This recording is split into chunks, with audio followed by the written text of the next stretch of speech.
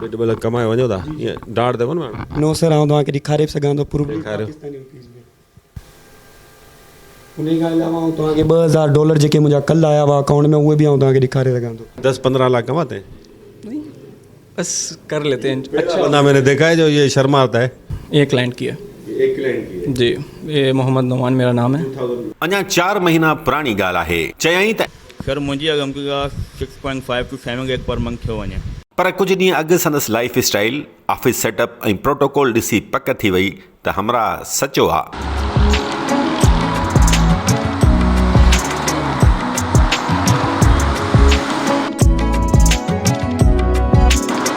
ॾाढा वॾेरा थींदा घुमो प्रोटोकॉल गाॾियुनि जा कॉनवॉय गार्ड छा चकर आहे। पोइ दफ़े त ॾाढा सीधा साधा हो। बस थोड़ी घणी सेफ्टी रखी है, पंहिंजी बि इंस्टीट्यूट जी बि ऐं असांजे ॿारनि जी बि।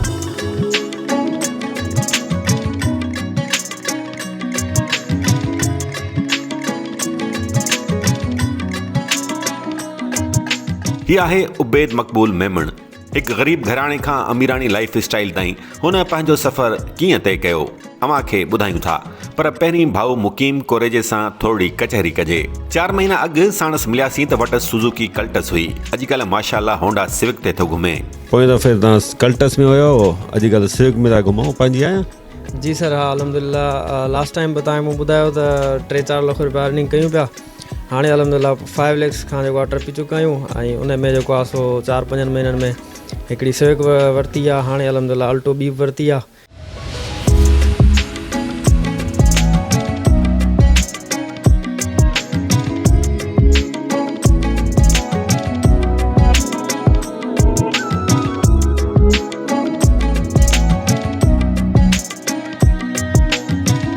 तमामु ख़ुशी जी ॻाल्हि आहे जो ही सिंधी नौजवान पंहिंजी महिनत ऐं पंहिंजे बल ते अॻिते निकिरी आया आहिनि। न रुॻो पाण ज़िंदगी सेट करे विया आहिनि पर ॿियनि अपसेट सिंधी नौजवाननि खे सेट करण लाइ संदरा ॿधी मैदान ते लथल आहिनि। भाऊ मुकीम सां कचहरी कयूं था पर उन खां अॻु असांजी 4 महीना अॻु हलियल स्टोरी केतिरी असराइती ऐं नतीजा ख़ैर साबित थी आहे। अचो त उन जो जाइज़ो वठूं। हीअ आहे दादूवासी नौजवान हमाद जमाली। इरफान बुगियो ऑफिशियल पेज ते 4 महीना अॻु रखियल उबैद मक़बूल ऐं मुकीम कोरेजे जी स्टोरी ॾिसण बाद हिन बि साणनि राब्तो करे हैदराबाद जो रुख़ कयो। पोइ छा थियो उहो पाण ॿुधाए थो। कीअं हिननि ताईं पतो? तव्हांजी वीडियो ॾिसी। मुंहिंजी वीडियो? जी जी। कहिड़ी? इरफान बुगियो नाले सां आवाज़ टीवी ते। मक़बूल उबैद मक़बूल ई ठाही थी? जी जी जी। हाणे घणो पिया कमायो? हिन महिल मां तक़रीबन 1.5 लाख अर्न करे चुको आहियां। 1.5 लाख रुपया? माशाअल्लाह यार, मुबारक हुजे। ऐं सरमत जमाली नाले ही छोकिरो दादू जो न पर ॼण कैलिफोर्निया जो लॻे थो। पर यकीन कयो दादूअ जो ई आहे। सरमद उबैद मक़बूल ऐं मुकीम कोरेजे ताईं कीअं पहुतो पाण ॿुधाए थो। हमाद मूंखे हुते तव्हांजे वीडियो ते मेंशन कयो त तव्हां वरी वीडियो ॾिसी असां आया आहियूं। वीडियो माशाअल्लाह वायरल थी? जी माशाअल्लाह वीडियो तव्हांजी वायरल थी। पोइ उनजो फ़ाइदो थियो तव्हांखे? जी बिल्कुलु फ़ाइदो थियो। कहिड़ो फ़ाइदो थियो? सर असां पहिरीं ॻाल्हि त हिकु कोर्स सिखियोसीं, हिकिड़ी स्किल आहे एमेज़ॉन, हिकु स्किल आहे ऐं एमेज़ॉन उहो स्किल सिखियोसीं ऐं माशाअल्लाह अलहमदिल्ला कोर्स सिखण खां बाद ऐं घणा माण्हू ईअं बि हूंदा कोर्स करे वेही रहंदा आहिनि, चवंदा आहिनि भाई कोर्स कयोसीं हाणे असां कमायूं नथा। ईअं न आहे, कोर्स करण खां बाद वेहणो पवंदो आहे, उन ते महिनत करणी पवंदी आहे ऐं असां अलहमदिल्ला उन शइ ते वेठा आहियूं। हाणे असांजूं भेनरूं दिलि में कंदियूं त भाऊ इरफान त असांखे विसारे छॾियो, त मुंहिंजूं अदड़ियूं हिन भेण जी ॻाल्हि ॿुधो, अव्हांजी शिकायत दूरि थी वेंदी। अदी तव्हांजो नालो छा आहे? दुआ। भेण तव्हां मुंहिंजी वीडियो ॾिसी आहियो छा? हा, असां ॿई भाउ भेणूं सभई तव्हांजी वीडियो ॾिसी आया। पोइ तव्हां असांजी वीडियो ॾिसण खां पोइ तव्हांखे कुझु पिरायो आहे न? छा मतिलबु? कुझु सिखियो आहे? कुझु गेन कयो आहे? जी जी, असांजो 2 मंथ जो कोर्स हुयो, हुन खां पोइ हिते कोवर्किंग में बि असां इलाही सिखियो आहे। सर उबैद सर मुकीम जी कंटिन्यूअस गाइडेंस ऐं सपोर्ट सां असां इलाही सिखियो। हैदराबाद वासण न्याणी सैयदा ज़ैनब बतूल पिणु ॿियनि न्याणियुनि जियां ही कमु सिखण लाइ वॾी महिनत करे रही आहे। ज़ैनब कुझु महीना अॻु ही कमु सिखणु शुरू कयो ऐं अॼुकल्ह माहवार 50,000 रुपया हासिल करे वेठे थी। ऑनलाइन अर्निंग या अमेज़ॉन तां घर वेठे कमाइण बाबति संदसि चवणु आहे त सर 50,000। 50,000? लेकिन ये लोग तो बोलते हैं कि 400-400 $500 डॉलर्स मिलते। तो मेरा स्टार्ट है ना, बट ये देखिए मैंने विदिन 4 मंथ्स क्लाइंट हंट कर लिया, ये सबसे बड़ी बात है। और सर इन्हीं सब कुछ यहीं पर सीखा? जी सर यहीं सीखा। सर मुकीम ने हमें गाइड किया, उन्हीं की गाइडेंस में माशाल्लाह। कितने घंटे काम करती हैं आप? सर मैं 4 to 5 आवर्स काम करती हूँ, मतलब 2 क्लाइंट्स। ये बताइएगा कि ये काम कितना मुश्किल है और स्पेशली जो हमारी गर्ल्स हैं उनके लिए कितना मुश्किल है? इसमें सर मुश्किल तो नहीं है, और गर्ल्स तो क्विक लर्नर होती हैं तो वो ज़्यादा जल्दी लर्निंग कर लेती हैं, और मुश्किल तो खैर किसी की भी नहीं है। असां नथा चऊं पर भाऊ उबैद वारनि जी दावा आहे त ई कॉमर्स सिखंदड़ ही सभु नौजवान ऐं न्याणियूं इरफान बुगियो ऑफिशियल पेज जी स्टोरी ॾिसण बाद हिन सेंटर ते पहुता।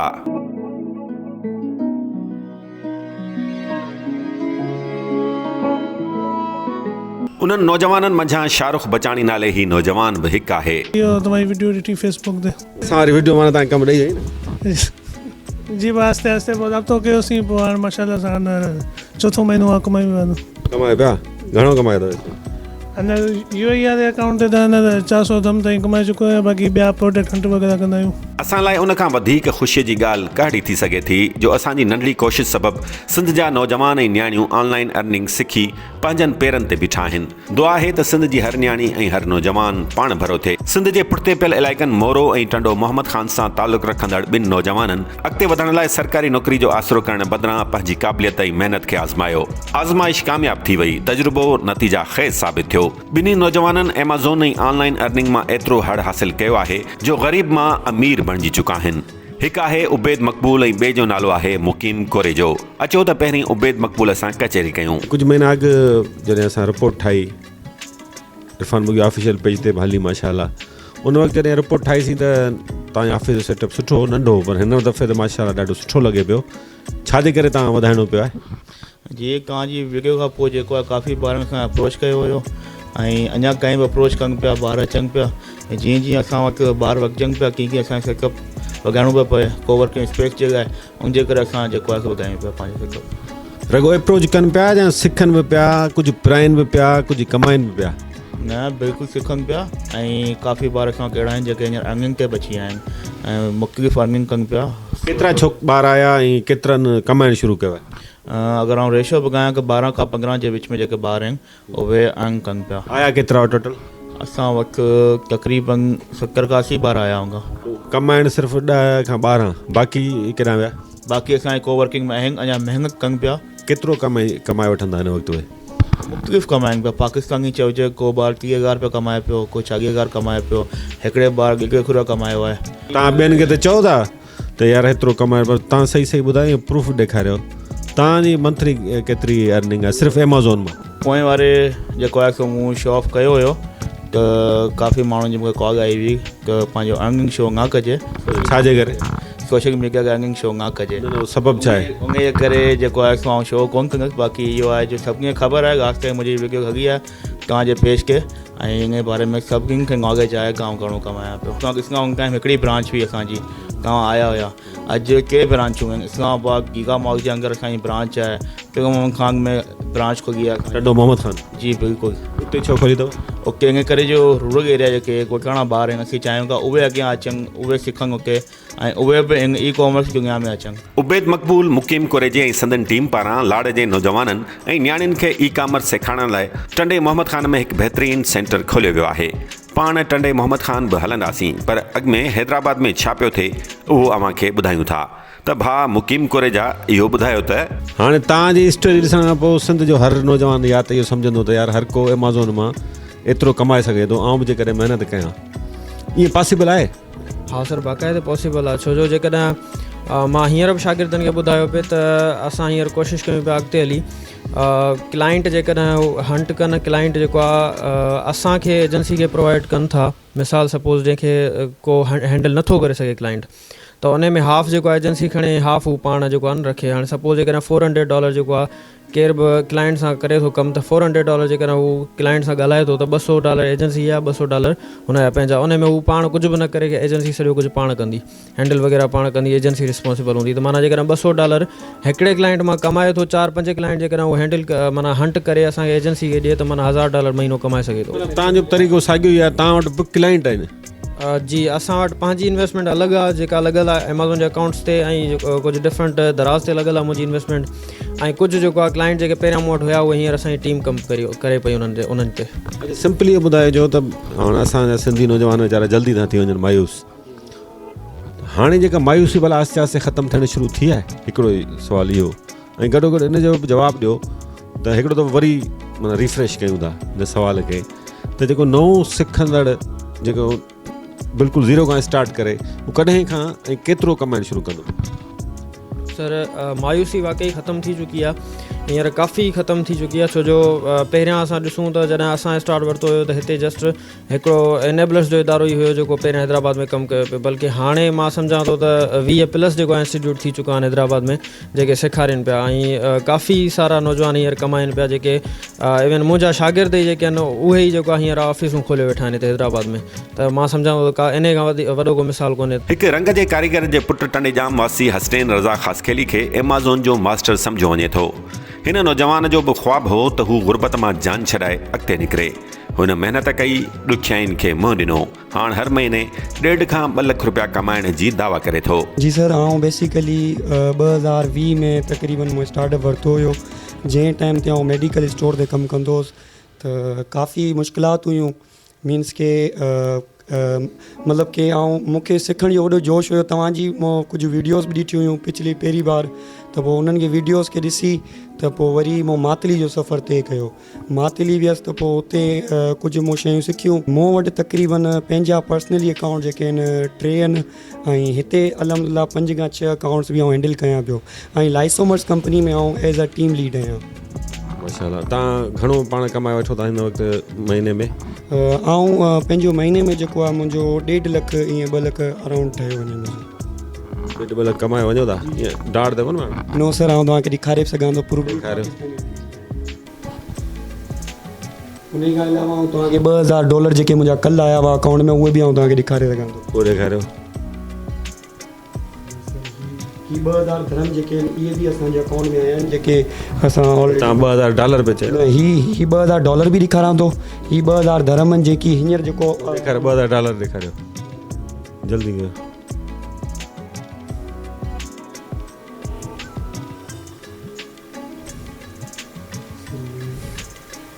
हाणे किथां लभंदा $2000? हाँ, मिली विया हुआ। ॾिसी सघो था $2000 जेके आहिनि आया आहिनि। तव्हां पढ़ियल केतिरो आहियो? सर, आउं बेसिकली इंटर पास आहियां, ऐं प्लस में हींअर ग्रेड कहिड़ो खयों? इंटर में A1 ग्रेड आहे। कॉपी करे? सर, कॉपी करे न। हिन कम में तालीम जो हुजणु केतिरो अहम आहे? सर, हिन में इहो आहे त बेसिकली तालीम जो कोन थो ॾिसो वञे, नॉलेज ऐं स्किल थी ॾिसी वञे। जेको आउं बि ॾिसो, मुंहिंजी बि एतिरी इंग्लिश एतिरी ख़ासि न आहे, तव्हांजे साम्हूं वेठो आहियां। उबैद मक़बूल ऐं मुकीम कोरेजी जी एजेंसी लाइसोमर्स में सुपरवाइज़र तौरु कमु कंदड़ बासित शेख बि माहवार लखें रुपया कमाइण जी दावा करे थो। संदसि चवणु आहे त हीउ कमु को बि करे सघे थो, बसि महिनत ऐं मुस्तक़िल मिज़ाजी घुरिजे। संदसि चवणु आहे त शुरू में हिन कम लाइ तमामु घणो वक़्तु ॾियणो पवे थो, पोइ रोज़ानो 3 खां 4 कलाक कमु करणु बि काफ़ी आहे। तव्हां सेखारियो था या अकाउंट्स हलायो था? सर, मां बेसिकली 2 शयूं कंदो आहियां, जंहिंमें मां स्टूडेंट्स खे गाइडेंस बि ॾींदो आहियां, उनखे मेंटरशिप बि ॾींदो आहियां, ऐं पाण बि अकाउंट्स रन कंदो आहियां। हाणे केतिरा अकाउंट्स आहिनि? करंटली असांजे अगरि शॉपिफाई ॾिसनि त 5+ शॉपिफाई जा अकाउंट्स आहिनि, ऐं अमेज़ॉन में त माशाल्लाह सां असांजे मल्टीपल अकाउंट्स आहिनि। तव्हां वटि माना अकेले इंडिविजुअल तव्हां वटि केतिरी जेका इन्वेस्टमेंट आहे? इंडिविजुअली अगर ॻाल्हि कई वञे शॉपिफाई जी त असांजी 5 मिलियन प्लस इन्वेस्टमेंट आहे इन्वेस्टर्स जी। जी बिल्कुलु, 5 मिलियन रुपीज़ शॉपिफाई में इन्वेस्टमेंट आहे, ऐं अमेज़ॉन ते ॻाल्हि कई वञे त असांजो तक़रीबन राउंड ऑफ $7,000 to $8,000 जी हले थी पई इन्वेस्ट। जी $7,000 to $8,000 जी। उन्हनि इन्वेस्टमेंट्स मां जेको बि असांजो मार्जिन निकिरंदो आहे, असां पंहिंजी 3 ब्रांचनि जी रोलेशन करे सघंदा आहियूं, उन्हनि एक्सपेंस मां, उन्हनि प्रॉफिट मां। थोरो मतिलबु मूंखे बि सम्झ में घटि पियो अचे। हाणे सिंपली आऊं तव्हां पुछां, तव्हां वर्किंग कयो था, तव्हां घणा कलाक वर्किंग कयो था ऐं केतिरो महीने में कमाए वठो था? अल्टीमेटली अगरि तव्हां असां इहो पुछो त असां विदिन 3 to 4 आवर्स जी वर्किंग कंदा आहियूं, छो जो स्टार्टिंग जो फेज़ हिकिड़ो डिफ़िकल्ट हूंदो आहे। अगरि तव्हां हिकु दफ़ो उहे प्रोडक्ट्स ऐं ब्रांड्स जा अप्रूवल कढी था वञो, पोइ तव्हांखे जस्ट एॾी का ख़ासि वर्किंग करण जी ज़रूरत न हूंदी आहे। ऐं अलहमदिल्ला हिन महिल असांजी जेकी करंट पोजीशन हले थी पई, त असां सम्झो तक़रीबन मंथली अगरि मां पंहिंजी इंडिविजुअली ॻाल्हि कयां त $1,000 to $1,500 मां आराम सां कमाए वेंदो आहियां। हाणे हलूं था लाइसोमर्स टंडो मोहम्मद ख़ान ब्रांच, जिते मोहम्मद नोमान नाले ही नौजवान इस्लामाबाद खां ख़ासि तौरु बाराड़ी जे सिंधी नौजवाननि खे ई कॉमर्स सेखारणु पहुतल आहे। अचो त साणस कचहरी कयूं। कहाँ से ताल्लुक़ रखते हैं? मैं इस्लामाबाद से ताल्लुक़ रखता हूँ। इस्लामाबाद से आए हैं? जी जी। क्या मकसद है यहाँ पे आने का? मैं यहाँ पर एज एन इंस्ट्रक्टर हूँ। क्या सिखाते हैं हमारे यंगस्टर्स को? हम अमेज़ॉन के बारे में अवेयर करते हैं, अमेज़ॉन का कोर्स सिखाते हैं, जिसमें हम अमेज़ॉन से A to Z सारी सर्विसेज उनको। अमेज़ॉन है क्या बेसिकली, ये तो बताएं। जिस तरह हम लोकल मार्केट में होलसेल है, हम होलसेल में बल्क में एक चीज़ लेते हैं, उसमें प्रॉफिट रख के फिर हम लोग रिटेल करके सेल करते हैं। इसी तरह हम ऑनलाइन मार्केट में बाहर से हम होलसेल में एक चीज़ लेते हैं और उसको फिर आगे अमेज़ॉन पे रिटेल में सेल करते हैं। अच्छा, परचेज तो जब होगा जब किसी के पास इन्वेस्टमेंट होगी। एक जो बेरोज़गार नौजवान है, आप बता रहे हैं ना कि ये ऑनलाइन शॉप्स हैं, ऑनलाइन स्टोर्स हैं, उनके पास तो कुछ भी नहीं होता, वो कैसे परचेजिंग करेंगे उसके बाद सेलिंग करेंगे? देखें, इसमें काफ़ी मॉडल्स हैं। अगर आप परचेजिंग नहीं कर सकते, आप अपनी सर्विसेज दे सकते हैं। ठीक है, अगर आपको काम आता है आप अपनी सर्विस दें, अपना क्लाइंट लें, क्लाइंट हंटिंग करें फेसबुक के थ्रू। काफ़ी प्लेटफॉर्म्स हैं जहाँ से क्लाइंट आते हैं, आप क्लाइंट्स के अकाउंट हैंडल कर सकते हैं, वहाँ से सैलरी ले सकते हैं। अभी मतलब approximately $300 salary per month easily मिल जाती है एक क्लाइंट को। अच्छा, कितना सीखने के बाद या कितना टाइम देने के बाद ये वो इस पोजीशन पर पहुँचे कि वो $300 पर मंथ कमा सकें? ये टाइम टेकिंग तो है, नो डाउट। मेहनत होगी तो तभी आप आगे बढ़ सकेंगे। जो इंसान जितना कैपेबल हो सकता है उतना जल्दी कर सकता है। अभी हमारी हैदराबाद की टीम में उन्होंने हाइव ज्वाइन किए 2 मंथ्स कोर्स के बाद, और उनको हाइव के फर्स्ट वीक में क्लाइंट मिल गया $700 का। अगर 100 लड़के या लड़कियां आती हैं तो उनमें से सक्सेसफुल कितने हो जाते हैं? देखिए, सबसे पहली चीज़ तो यह है ना कि अमेज़ॉन पे जितने भी लोग वर्क कर रहे हैं वो ज़्यादातर पाकिस्तान के कर रहे हैं। पाकिस्तान का नाम टॉप पे है, तो इसी से पता लग जाता है कि हम लोग कितने कैपेबल हैं। और पंजाब साइड पे इसका रेशियो 100% है। ठीक है, ये भी तो है ना, पाकिस्तान में बैन भी तो लगता है ना, अकाउंट्स भी तो बंद किए जाते हैं अमेज़ॉन की तरफ से। देखिए, अमेज़ॉन में बैन इस तरह लगता है कि यहाँ पर हर एक बंदा कोर्सेज सिर्फ सिखा रहा है। हर एक बंदे ने अपनी एजेंसी बनाई हुई है, वो कोर्स सिखा रहा है। आप भी तो यही काम कर रहे हैं। हम यहाँ पर क्वालिटी वर्क भी दे रहे हैं, हम हैंड्स ऑन एक्सपीरियंस करवा रहे हैं। हमारी अपनी टीम भी बैठती है इसी ऑफिस में, इस एजेंसी में। हम हैंड्स ऑन एक्सपीरियंस भी करवाते हैं, 2 मंथ के कोर्स के बाद हाइव भी ज्वाइन करवाते हैं, ताकि उनको हाइव के दौरान ही क्लाइंट मिले, वो क्लाइंट पे वर्क करें। अच्छा, पंजाब में भी काम सिखा के आए, थोड़ा वक्त इन सिंधी नौजवानों के साथ भी आपने गुजारा है, तो उनकी जो एक तो अप्रोच और दूसरा कैपेबिलिटी, कितना फ़र्क देखते हैं और सिंसियरिटी? देखिए, डिपेंड इस पे नहीं है कि इस्लामाबाद से आए हों तो वहाँ के लोग 100% दे रहे हैं। फ़र्क इतना नहीं होता, यहाँ के लोग भी हैं, यहाँ पर भी काम हो रहा है। पोटेंशियल देखते हैं यहाँ के सिंधी नौजवान? बिल्कुल पोटेंशियल है। मैं अल्हम्दुलिल्लाह अर्न कर रहा हूँ, मेरे पास भी क्लाइंट्स हैं।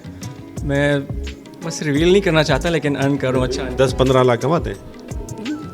बस कर लेते हैं। अच्छा बंदा मैंने देखा है जो ये शर्मा आता है शर्माते हुए। मैं आपको दिखा देता हूँ। ये उसको दिखा है। देखिए, कितने दिन की अर्निंग है ये? मैं बैंक की डिटेल्स हैं, ये एक क्लाइंट्स की है, एक क्लाइंट की है। एक क्लाइंट की है जी। ये मोहम्मद नौमान मेरा नाम है। मुंहिंजो नालो अब्दुल समद अब्बासिया, मां हिते एज़ अ मैनेजर सर्विसिस ॾियां पियो ऐं मां हिते हाणे किथे मौजूदु आहियो?